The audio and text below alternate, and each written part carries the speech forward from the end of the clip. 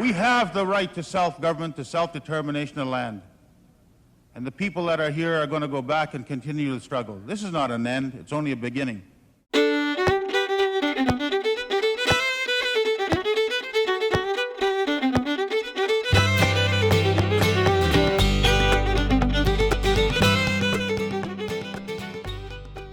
Thank you for joining us.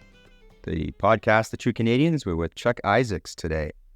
Chuck Isaacs has many roles, president of the Aboriginal Veterans Society of Alberta, and also president of the Métis Veterans Council of Alberta. Is that correct, Chuck? That's correct. Yeah, thank you, and welcome.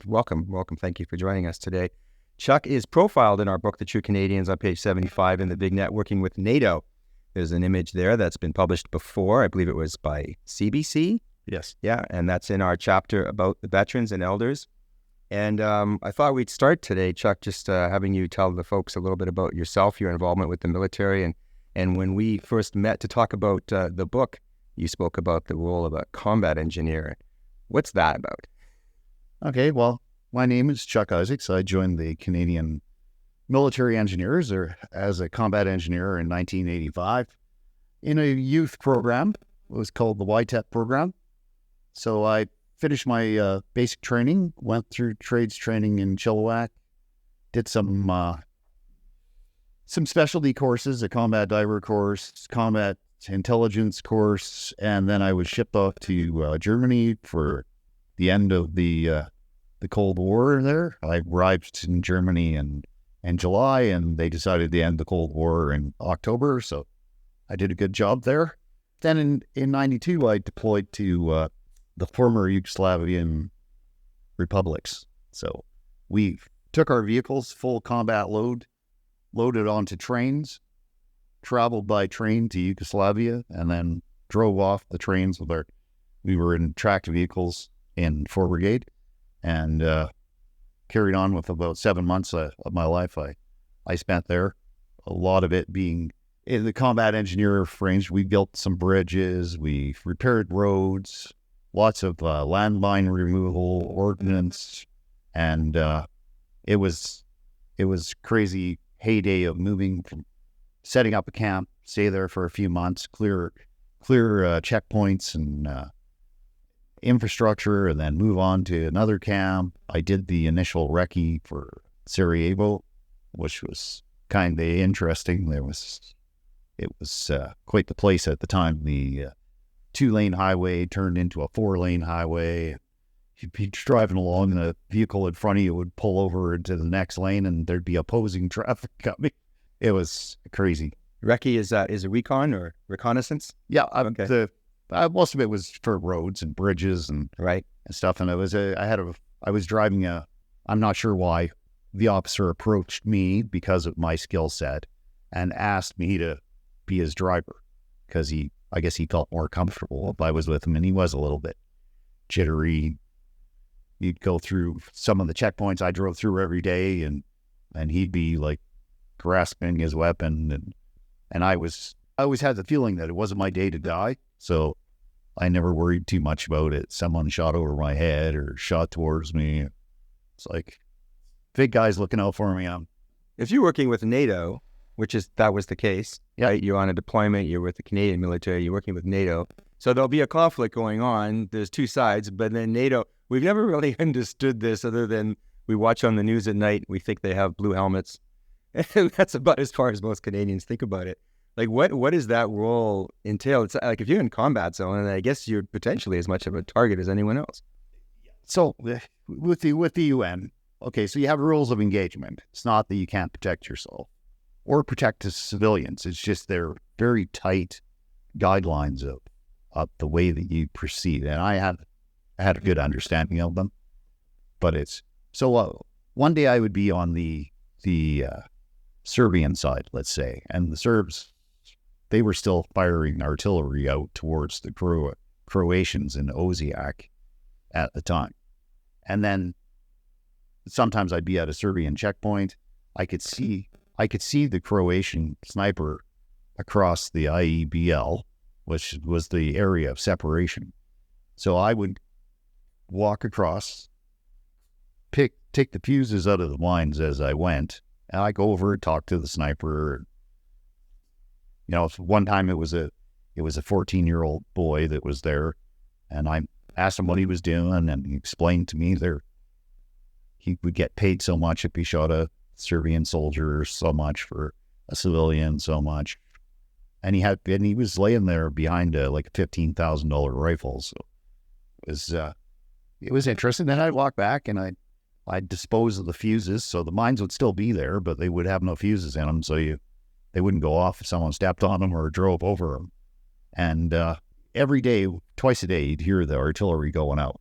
So there's artillery battery usually has about 6 guns. Boom, boom, boom, boom, boom, boom, boom. They go off. And but then when I went over to Croatia to teach the Croatian soldiers how to clear minefields. And, it was a completely different experience when you're on the receiving end, right? And whether you were a Croatian soldier, whether you were a civilian, whether you were a UN soldier, that chunk of metal with high explosives still coming in to where you are, right? It's always interesting, even as a soldier. It's like, okay, so there's a war going on. It's not peace. We were peacekeepers. No, we were there we were witnesses, basically. We helped them out, tried to make their life easier, but we were really witnesses, because if there's witnesses, people are less likely to do something bizarre. And there was bizarre stuff that happened over there that I saw. Sometimes it was a matter of me and one other guy driving around to different places to make it uncomfortable for anyone to do something to civilians that they shouldn't be doing, because there was a witness there, right? We would literally do that. Even on the recce to Sarajevo, we could see that something was burning off in the distance, so we pull up the map, see how you're going to get there, go there, see what's going on, make sure there's nothing going on. Sometimes they would chase you out of the area, not let you go past, and then it would be, pulling out the map, seeing if there was an alternative route into the area. And sometimes our job would take us across the separation line into active combat situation, burning vehicles, people laying in the streets dead. And it's it wasn't the highlight of my day, but when we were there, it was less likely, because we drive into that combat area. And the one time we drove in, there was one sentry sitting on a porch. And then after we drove through the area, on the way back, the soldiers had stopped fighting, and they were standing on the sides of the road, basically. The guy that was in charge didn't know where he was, is why we were in that spot. But I was on the radio telling the guys, just smile and wave, we're just student Canadians. Right? It's but you're in a spot where you clearly shouldn't have been, right? It's a role, the way you're describing it, it's a role that sounds so unique that it's almost very difficult to train for, much less experience, because what you're describing to me is, okay, you're going to have a shift of work, presumably that's going to be X number of hours. Here's more or less your assignment. But now what you're going into really is like a controlled chaos scenario where you need to really be prepared for any eventuality, literally minute to minute, right? Yeah. Which is not something most of us are conditioned or expect to have to. It was a lot of times it was me and one other guy, or me and my section. People, I never told anyone about it, so only people who really even know what happened are the people that were there. Mm-hmm. But it was not uncommon for the infantry soldiers that worked with us, or they're called pioneers, and their commander insisted that they didn't shave their beards. It was part of their identity. But when you're in Croatia, the Serbian spies would traditionally have had beards. So more than once, one of my guys would end up being held by someone with a knife or with a pistol, and all excited, not speaking English. And I'd have to put myself between them and my soldier to de-escalate the situation. But it's the stupidity of insisting that you couldn't shave your beard off because it was a hot point, right? And it's lots of things happen. It's not something you see on the news. And then, some people would, you get to write home to mom and say that people are shooting at me every day. And it's like, I try to explain to people, okay, so in the former Yugoslav republics, they were trained by the Russians. The Russians have 2 years of service they're required to do. That consists of 4 identical 6 months training cycles. So if somebody that's been trained 4 times how to use an AK-47 is a couple hundred yards from you and they're trying to shoot you, you get shot, right? It doesn't go over your head. It doesn't go over your vehicle. It doesn't go to the left. It doesn't go to the right. It hits the target because like someone that's been trained to that degree wouldn't miss unless they wanted to miss. So in my mind, I was okay with that. If it didn't hit me, they weren't trying to hit me, right? Some other people, it didn't feel that when somebody shot, but it's like, something that's traveling through the air at a couple of thousand feet per second, you can't see it. So you wouldn't know how close it was unless it impacted next to you or it actually hit you, right? But some people they'd say, oh, someone threw a grenade at us today. And I'd go there and I'd talk to the locals and ask them what happened. And it was like, no, someone was getting married and they threw a grenade in the backyard as part of the celebration. Oh, gosh. Right? Because you can imagine a country that was a communist country or a dictatorship. And when the war started, the locals just went to these mine caches and they grabbed as many mines as they could carry. And they went out and everybody just laid them out where they wanted to. So there's like 10 million mines laid. So anything that's in your grass area is subject, right? So there could be a mine there. Part of my, like I probably taught 50,000 people mine awareness in my career. But when you're teaching somebody, I would tell them, I say, okay, there's a soccer field out there. We got all the mines out except for one anti-personnel mine. We searched for it multiple occasions and we just couldn't find it. But we're going to go play soccer. Come on, let's go, right? Your average person, would be like, I'm not going out there. Like, I could step on something that would like literally take my leg off. And it's that mindset of that you're aware of that. You're aware of the danger, but you're willing to go and work in that environment anyway, right? So you fight through that. Like, it's not necessarily that you're afraid, but a normal person would have some fear. Yeah. And that's always there in the background, but you can't allow that to control what it is you do. You still have to do your job, even though that's there. Someone's pointing a gun at you, and you're still going to close the distance between you and them, and in a non-confrontational way, so that when I walk over to him and offer to shake his hand, and he still hasn't shot me, he obviously didn't want to shoot, right? Oh my gosh. And if he shot me, well, then my men are instructed to make sure he's the next person to get shot, right? But it served me well to be able to do that because I could literally go through checkpoints where the whole battle group would get held up. But I'd pass through there 2-3 times a week. No problem, right? But I knew the people by their first names. And they would give me information, right? Like anywhere I went, I'd make friends with the kids. So if I'm somewhere and they don't have a lot of food or the stores have been closed, there's nothing there, I would be out at the front gate and I'd be engaging the kids. They'd they saw my vehicle come in. They'd know I was there. They'd come to the front gate and ask for me. And what's your favorite chocolate bar? What's your favorite pop? I'd make a list. When I went across the separation line and there was a store, I would buy chocolate bars and chips and stuff. I can't even remember what it cost because the prices were like when we first went in 92. I think I was there in February of 92. Like, I'm not even sure the paperwork was signed for us to be there. And the forward members of our unit were in theater, and you could buy 240 bottles of beer for one Deutschmark, which was worth about 87 cents. It was nothing. Like, went into an area, I'd go walk, look around. If I went into a bar to have a cup of coffee, I'd buy a round for everyone in the bar, make friends with them, like good friends.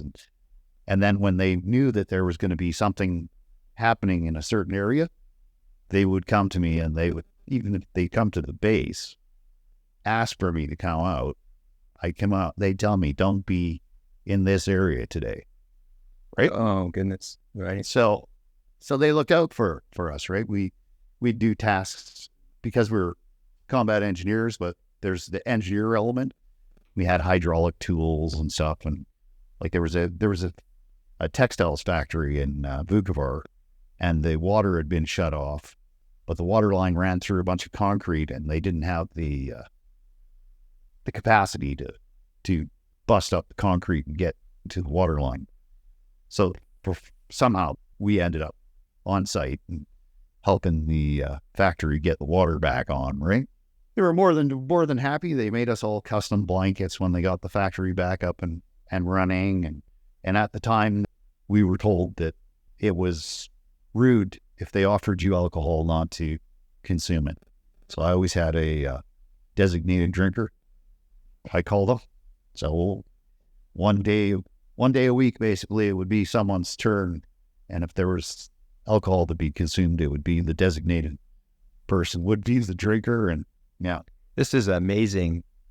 Most people really, I don't think, have an appreciation for what, so-called peacekeeping entails. A lot of people listening would probably, what you've just described might very well be their first exposure to an explanation like that, unless they were a historian buff and had gone into detail reading about it. And I'd like to come back to that. But I'd also like to go back in history with you for a few minutes, because another thing people don't appreciate, especially if they don't have Métis heritage, is that for the Métis, military aptitude and military history is very much ingrained, maybe beginning with the abilities the Métis acquired as a result of the bison hunt. But all the way back to 1816, the victory of Frog Plain in present-day Winnipeg, North Maine. And as we were talking before we started, you might say even before that. And then from that battle, which was sort of also intertwined with nationhood and identity, because that was the first time the flag was flown into battle. And that was the battle that was led by Cuthbert Grant. Then there was Louis Riel in 1869, and then Batoche. And in 1885, it's well known, and we say this in the book, that really the only reason the Métis lost that battle was because they ran out of bullets, but they were still more superior as marksmen and fighters. But then since then, heading on up until the time you're talking about, Métis were instrumental and very much participated in Canadian military actions, First World War and Second World War. And at Juno Beach, there's actually a Ritter Ricard now that I think he went to a ceremony to commemorate in 2009. So that's a lot all at once to throw at you. But out of that, what did you take away from all of that maybe even influenced your own decision to go into the military when you did? Were you aware of this history, and how do you feel it influences the way Métis people think today about the military? Well, I'm aware of the history. I learn every year at whether it's the 8th of November or the 11th of November. Every year I make an effort to educate myself a little bit more. And, so the history of Métis people fighting. So whether you go back to Scotland or England or wherever it is, back to the clan wars, there would have been skills that were brought from there. Initially it was the English gentlemen that came over with the trading companies. So then they would have had a country wife, right? That was like attached to a house, or possibly have several husbands and multiple children not because the husband died, because the sire of the children went back to England to his real family. That was a problem, so they started bringing in the Scots, the younger men, with the hope that they would unite with Indigenous people, women, and that would make it, because the Indigenous people never wanted to trade with the trading companies. They saw no value in their shiny buttons and beads. It was that family relationship that created it. And due to the fact that there were more Indigenous people prior to first contact than there was 30 years after contact, right? When you look at that, and there was lots of game, and the Indigenous people never hunted something out until there was nothing left. The idea is that they would take what they needed, and there would be more there when they came back, whereas the colonial system is completely different. So anyway, getting off track a little bit. So the wars have always meant two things to Indigenous people or Métis people, because the reserve system in Canada. Okay, so people will refer to Métis people as road allowance people. Now, I'm not so sure that was the case, because in some cases people would have been sedimentary before there were surveys, so there would be no roads, right? So the road would have been placed there. So the way it was explained to me is that everywhere there was a First Nations community, there was a Métis community next to it. Now, before they killed all the buffalo and made it so that the Indigenous people had to stay in one place and live off the kindness of the Crown, they would have moved. Summers in Canada, winters in the U.S., people migrated around summer village, winter village. The Métis would have followed that with them, right? Like my family, I found this document I stumbled across. It was a Métis Harvesters Reserve. It ran from BC to Saskatchewan, 50 kilometers into the United States, Montana, right? And Louis Riel had petitioned for a reserve there, and I found it because my family was there, right? And it's like the responses from the American government were colorful, and some people wouldn't want me to repeat them, but they weren't kind. And that liquidity of the Canada-U.S. border, if the Métis or First Nations people were fighting for the British on this side of the border, I guarantee you if other family members were fighting on the other side, the War of Independence for the United States, there would have been people on both sides of that coin, right? The sad thing about it, when you look at Indigenous people in the history, it's when those wars happened was usually the time that the most land was taken away from First Nations people. So they'd be away fighting for the Crown, and the same time in the war for independence, the United States there, one of the major tribes that fought for the British, all of their land was given away as part of the settlement at the end of that war. And it's like, so there's a difference, the victors being the Crown and the Indigenous people being the people that actually fought that war. Without them, the British would have lost. But the British feel it's appropriate to give away their homeland as part of the settlement. It's just, there's like, which side of that war you're on is definite. Like, I've heard people fought for the American war, North and South. So the Confederates versus the United States, there was Métis people that fought there, right? And their families can be traced back up. Now, if you look at the current definition of who's Métis, according to the Métis Nation of Alberta, the one that's on books, you had to be able to trace your family back to the Red River Rebellion in the 1880s and, self-declare or be accepted by the community, or versus the Métis settlements where you just have to be of mixed blood, which could be proved by a DNA test quite easily, whereas the Métis Nation of Alberta is much more stringent and requires paperwork that a lot of people wouldn't understand how difficult it is to obtain that, which is another subject. Okay, so World War I, if I go out to Smoky Lake, to Métis Crossing, and I look at their monument out there, which I'm proud to say that I had a small part in that monument. I look at it and it's like a family tree. When I look at the battles back into the 1800s and then the more modern day, World War I, World War II, Korea, Cold War, Afghanistan, I have family on all of those. There's living people that are on that monument is like a veterans monument. So, but the people that have passed before my ancestors, there's in World War One, there's like 40 names I could trace easily back to my family. Right, some of them, other arms of my family have pictures and plaques that were provided by the government when somebody passed on. When I went to Juno Beach in 2009, I was there with, I believe the Métis Nation of Alberta had 4 veterans of the 14 that were there. And I paid for myself to go there because I got to share that time with those veterans that I knew so well. 2 of them, Bobby Berard and Gagnon, can't remember his first name right now. Anyway, they were on the same landing craft, and they had been friends for decades and never realized they were on the same landing craft until that day on the beach. You're talking about D-Day? Yeah. Wow.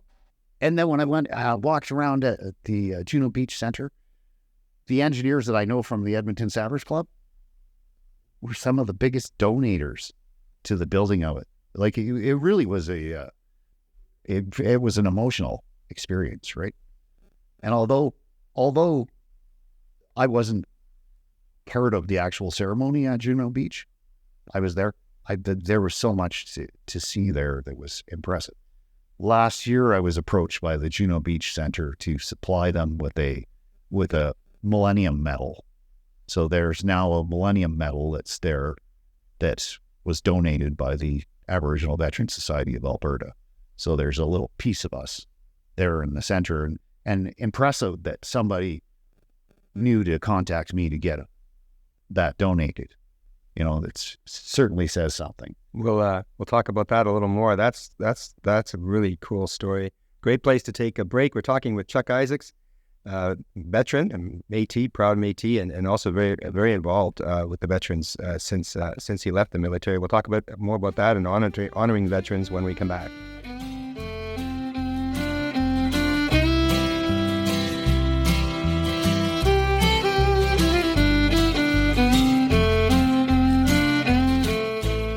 Hello, this is Audrey Patra. Today, I want to talk a little bit about the importance of Métis veterans to the Métis Nation. Métis Nation has always made sure that our veterans are invited to everything we do. We value their participation at all of our events. We value having the opportunities of sitting and listening and talking, getting advice from our veterans. We've always invited them to our events, but we've also always been looking for other ways to be able to show our veterans the appreciation we have for all they've done and been a part of us having the life we have today. At one point, we determined to name one of our buildings after our veterans. So on Remembrance Day, we had a ceremony to dedicate our building to all the efforts of our Métis veterans. We have had an amazing genealogist, Beatrice Demetrius, who was very interested in the history of our Métis veterans. And she, along with her other work at the Métis Nation, started creating binders on all Métis veterans. A lot of research, a lot of putting together. And from that, we began to think about a monument in honor of our veterans. And today we have that Veterans Monument out at Métis Crossing with our Métis veterans' names and their military numbers from all the different wars. And we have those binders that include the stories of those Métis veterans, whether it was a story told by part of their family, whether it was an article in a paper.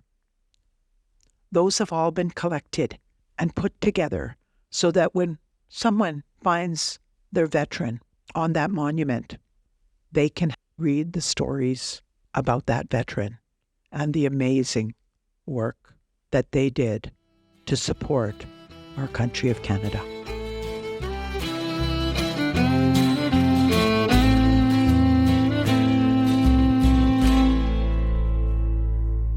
We're back with Chuck Isaacs, a proud Métis military veteran, amongst other things. And we've spoken about your experiences with the UN, and then we spoke in detail about the history of Métis knowledge and abilities in the military, even before there was a Canada.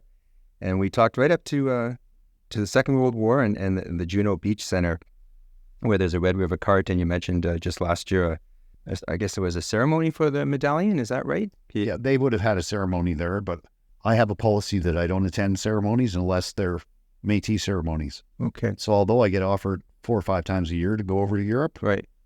I'm not going there until it's Okay. run by Métis people. So that's interesting, because we were just talking earlier about, Métis involvement and their tradition and their history with military. And there seems to be such a reverence for veterans among the Métis in terms of when you have events, you have grand entry. We were talking about the Aboriginal Remembrance Day, November 8, which even now a lot of people don't seem to be particularly familiar with. Why do the Métis honor their veterans so much as they do, and how do you feel that compares to the way the veterans generally, are thought of and treated, elsewhere amongst the Canadian society, for lack of a better expression? I think that Métis people, right from the first one that was born, were likely involved in any conflict that happened. They were the worker bees of the trading companies, right? Which would have been the nucleus of fighters for anything, regardless. And then you look at First Nations communities alongside the Métis, because there would have been very close connections at that time. They were family, basically.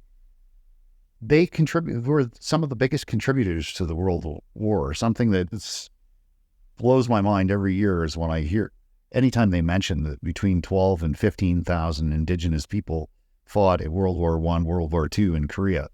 If Métis Crossing come up with 7,900 names for World War II on the monument, right?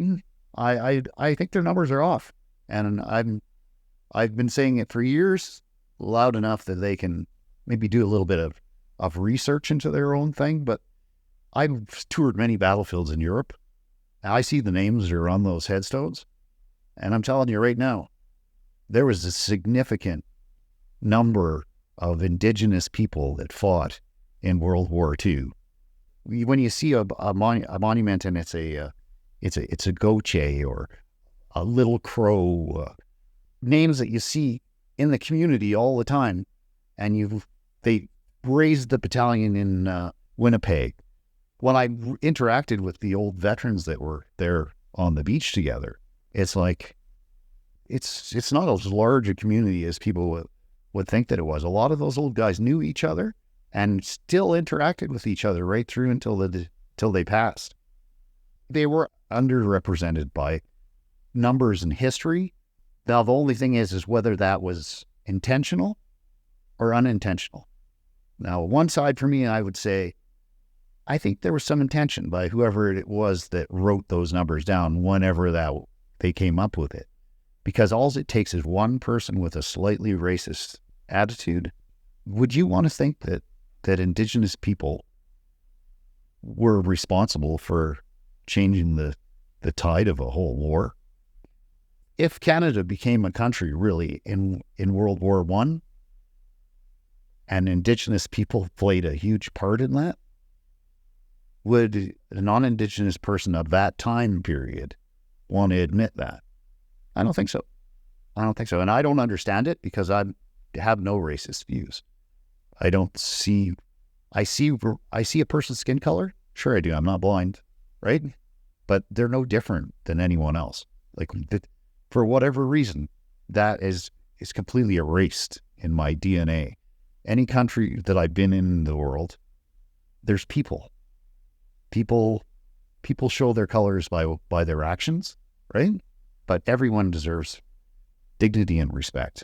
Whether it's a homeless person I see on the street, dignity and respect. And that's something that, from being a soldier, that I know. Now, the 8th of November, it's like, that's a powerful day. And I know the people that were responsible for the creation of that day. I understand why they created it, but we're 33 years into it. A small portion of the public, like, it gets better every year, but a small portion of the public doesn't even understand it or would say, why do they have 2 Remembrance Days? That's when you know that it hasn't done its job yet, when there's people that have to ask that question.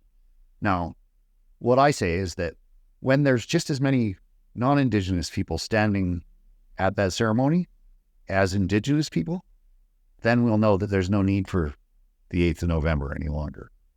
But if the Indigenous people celebrate in their community and they don't invite people from out of the community into that celebration, then we haven't figured it out, right?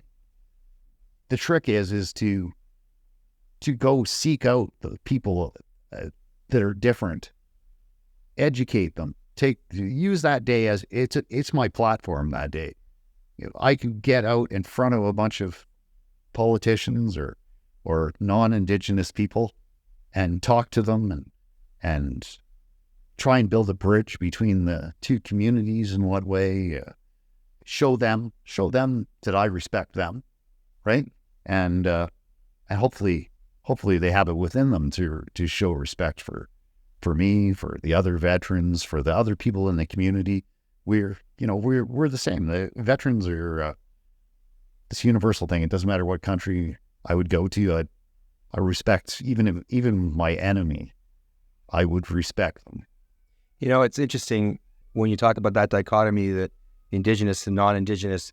Maybe the military is one meeting point, and veterans and the history and the contribution you've described. You make me think about Métis Crossing. You mentioned a moment ago the monument. If Métis Crossing were to become a tourism destination that reaches out to the broader community, which is an objective, this is the location an hour northeast of Edmonton where we are now, that monument they have there becomes of greater significance as you have more non-Indigenous people visiting that area. And I'm curious from your perspective, what you think of as the significance of that monument, because for me it was such an eye-opener. I was so impressed with it. The research that they put into each person that's on that monument, the family value of that, aside from honoring the veterans that have served, is pretty significant in this country. A person could literally go there, see someone with their same last name, and then, not just in theory, it's actually the genealogy has been done for that person. So they would have their genealogy and the history behind them. And then for a lot of people, it would be just a matter of following forward from that person to tie themselves to the community. Like in 1978, I was standing with my grandmother when she filled out her birth certificate. And the only reason she did that is because she was turning 65 and was going to collect old age pension. She wrote her name different than what it was on her baptismal certificate, right?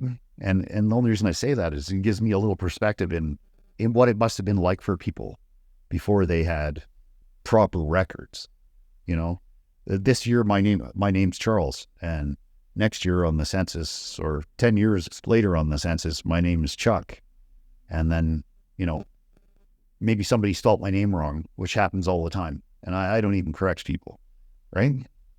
But then in history, they're going to look at it. Someone's going to go, well, that isn't that person because the name isn't spelled right. Well, if it still happens today, why wouldn't it have happened when you had a bunch of people that, like, there were really no organized teachers until like 1924 in Alberta. So how can you go back and look at it and think for a second that people had the basics of being able to write their own name, to read? Only the affluent people would have had books. Like, if it's a choice between eating or buying a book, the choice is pretty simple. And, books were handwritten.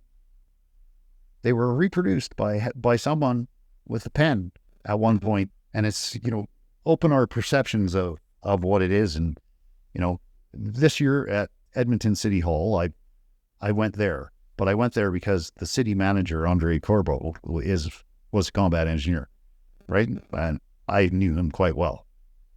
So they offered us the opportunity to go there, and they provided some finances, obviously, to be able to pay for the entertainment and some travel. It was touching that they invited us in there. And, like other veterans for whatever reason, I have my small band of brothers, which is not all encompassing. There are way more veterans out there, Indigenous veterans, Métis veterans that don't get involved, right? So I managed 8 events in the province, and for the 8th, and 5 Canadian Forces bases flew our flag over the base. 4 towns flew our flag. But if the veterans don't get involved get out there in their own communities, then how can we expect the general public to understand what the creation of that day is for? On November 11th, ever since I retired, I've lived in St. Albert. So last decade, I've every November 11th, I'm there laying a wreath for the Métis Nation of Alberta, because no one from the locals, no one from anywhere else is there with the wreath. And it's probably the one chance for someone that represents the Métis Nation to actually have their rightful place. The country lays a wreath, the province lays a wreath, then the Métis Nation wreath is laid.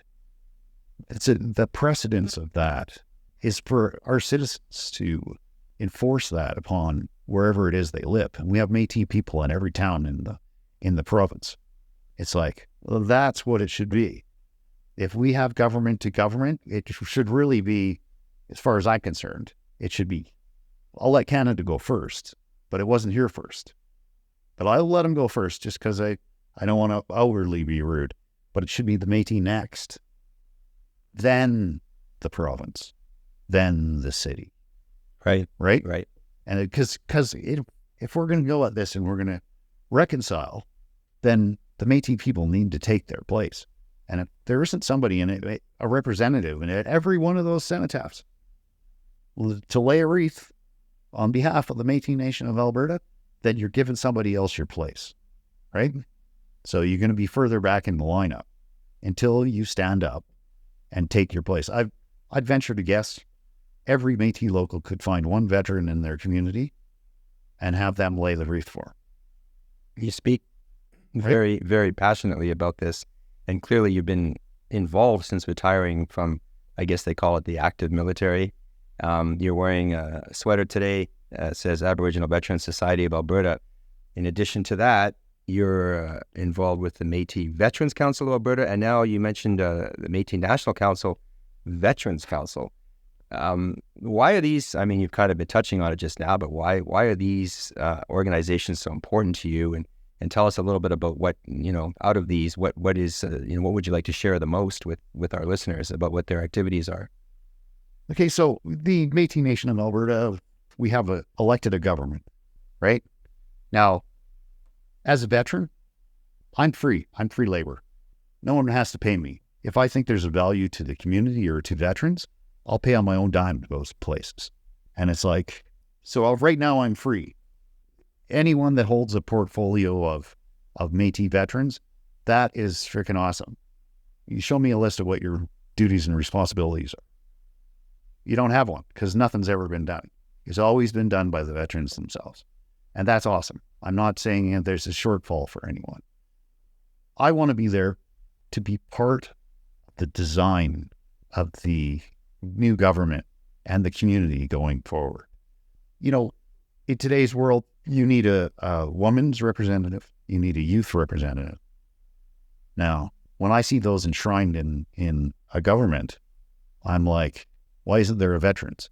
Because, we are a very unique group of people.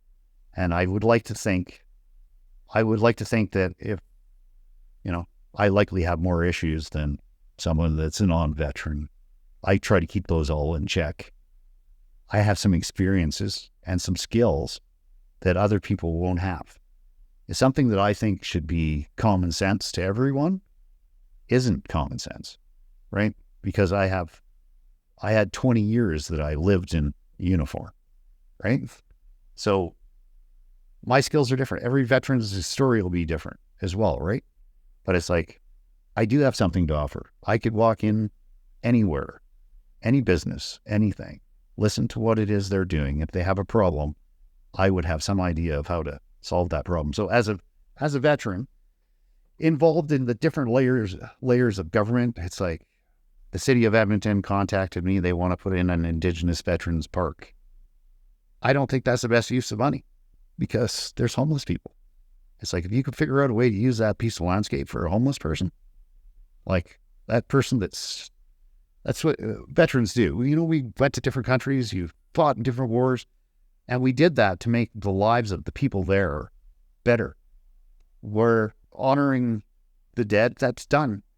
That's done at the main cenotaph. You know, don't think for one second that those cenotaphs that are in every one of those towns, regardless of the fact that they wouldn't let Indigenous soldiers mark the occasion with Legion or Indigenous veteran organizations lay a wreath at any cenotaph until more recent times. They represent our dead as much as anyone else's. Like when those soldiers were fighting next to each other, when they got off the landing craft at Juno Beach and they stormed the beach, they were brothers, right? It's like they got off that craft, they cared about the person next to them as much as anyone else. And at that moment, those relationships, the bond they had, would have been paramount to them. All those old guys, right until they pass on, the profound experience that had on them, that they would share with me, and I could see in the way that they treated each other, it's unprecedented, right? It's like soldiering is such a strange thing. Like each soldier will have a different experience, right? And then each trade would have a different experience. And then I could literally go on for hours. You know, in a way you've described by these examples you've given how important it is for someone like yourself to be involved in the organizations that you are a part of. And you've mentioned Band of Brothers before. You make me think about this book by Stephen Ambrose that was made into a television series, by Tom Hanks and Steven Spielberg.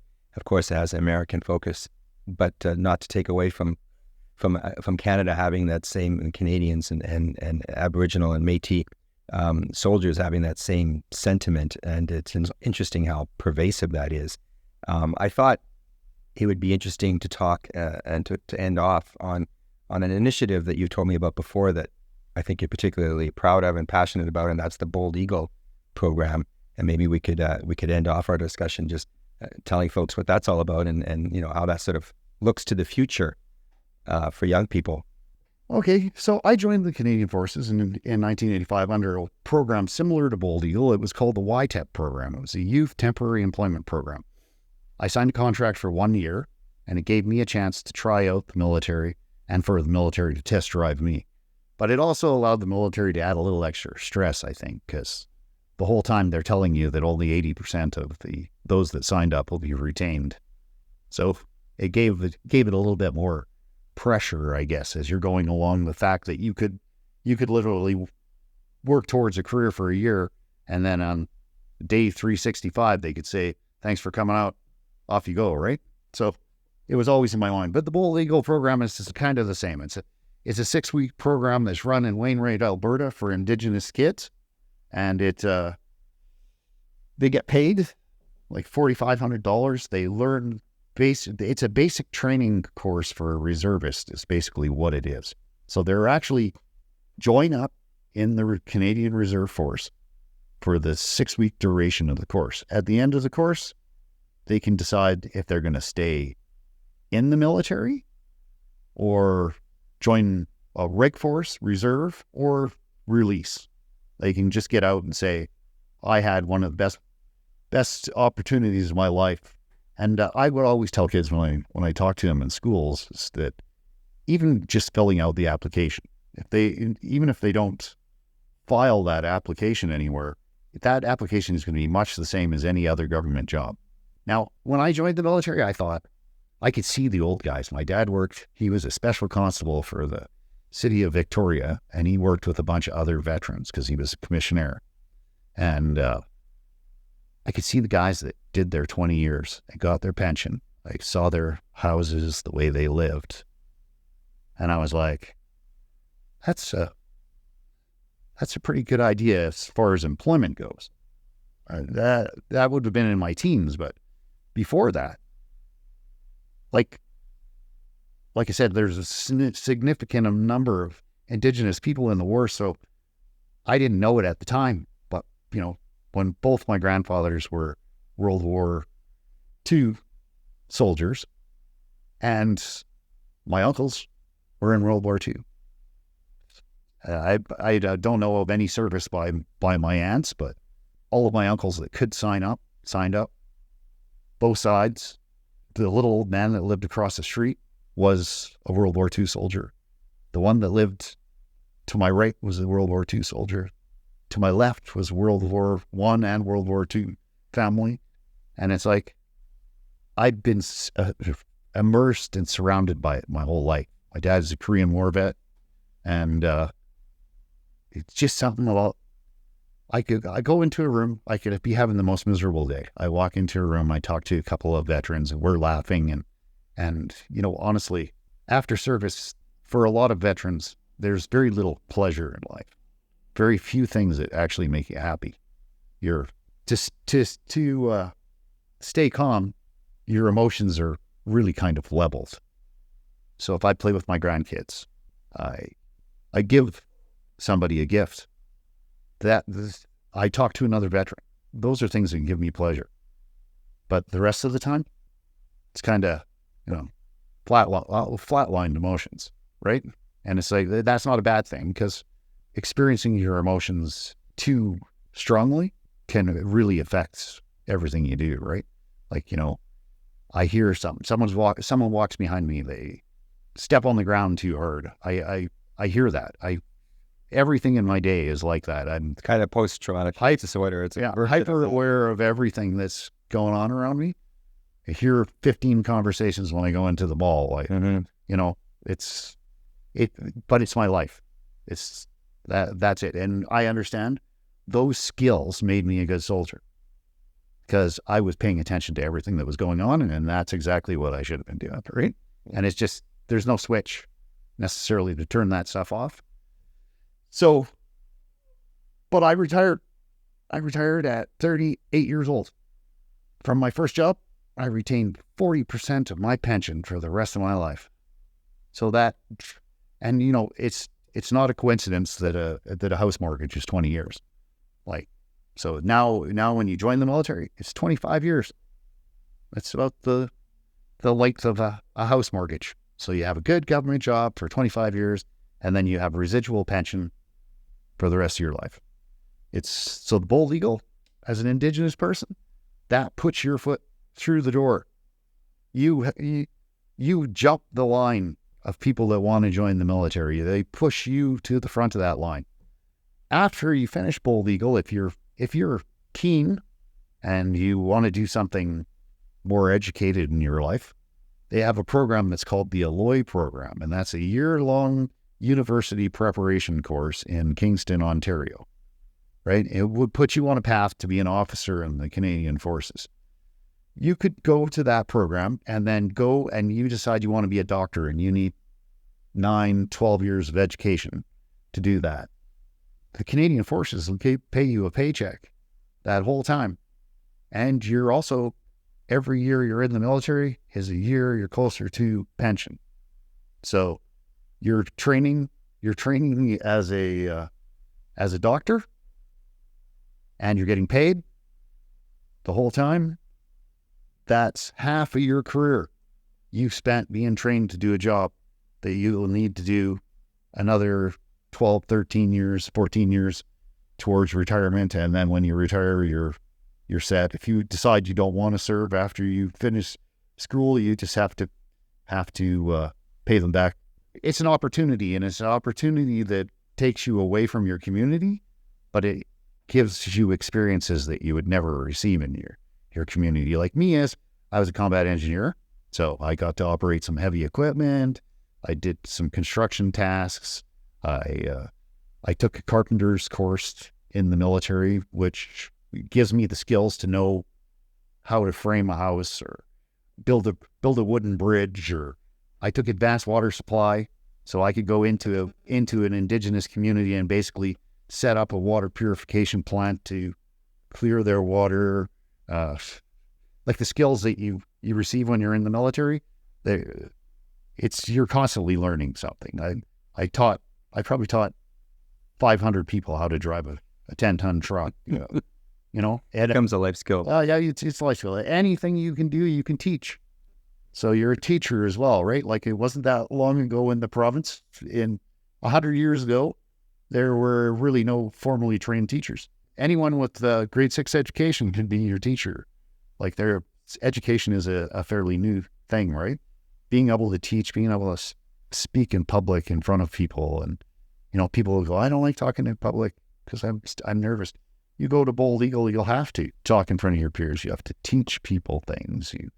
You walk away with the confidence you see in the students, the grads, right? Whether they stay in the military, because I've met lots that stayed in the military. I've connected with some of the students that went out of it. I never kept a list of names. I have a site on Facebook. It's called Alberta Bold Eagle, and people can go on that. There's teachers that are on it. There's the former students. So if someone has a question about what the experience was like, they can connect directly with a former student on the course and talk through that. If they have a question about the application process, there's tutorials on there walking through how to fill out an application. If they have questions that they don't want to ask somebody that's within the system, they could ask me those questions. And I'm more than willing to talk. I give them tips on how to become a more successful applicant, a more successful person in life, really. I had no problem talking to any youth. I've talked to youth in mass. I don't do a lot of traveling anymore, but at one point I'd travel around about 200 days a year for the Bold Eagle recruiting alone, which was good. It got me to meet different people in the communities. I love the fact that a kid joins Bold Eagle, stays in the forces, has a successful life. Like, that's what we need in the community, is successful outcomes for people. That's fantastic. That's a great place for us to end. Thank you for your time. We've been talking with Chuck Isaacs, a veteran who obviously has, since retiring from the military, been very involved in many capacities and continues to be a very strong advocate heading off into the future for Métis to be involved in the military and to honor veterans. You can see a photo of Chuck on page 75 of our book, The True Canadians, back in the day of active duty, right next to a photo of the monument up at Métis Crossing. Thanks for joining us. Thank you.